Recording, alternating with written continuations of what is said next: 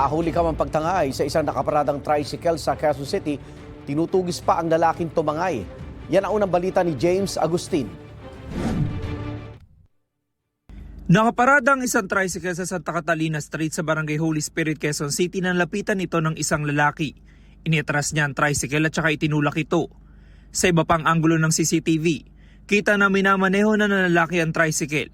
Isang oras bago ang pagnanakaw, nahagip ng CCTV ang lalaki na naglalakad na tila humahanap ng tiyempo.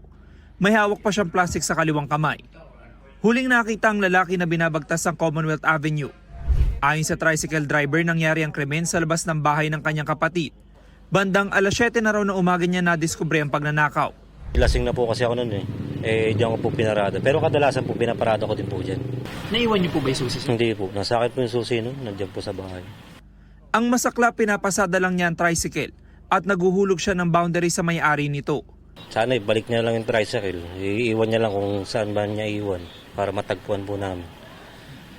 Kasi mahalaga po sa amin yun Panghanap buhay po kasi namin yun Nai-report na ang insidente sa Holy Spirit Police Station na nagsasagawa pa ng follow-up operation. Patuloy pa rin ang pagkoconduct natin ng backtracking at forward tracking at pagre-review po ng CCTV footage para malaman po kung yung pagkakakilanlan ng salarin. May posibilidad po na dayo itong salarin sapagkat hindi po ito kilala ng mga taga rito.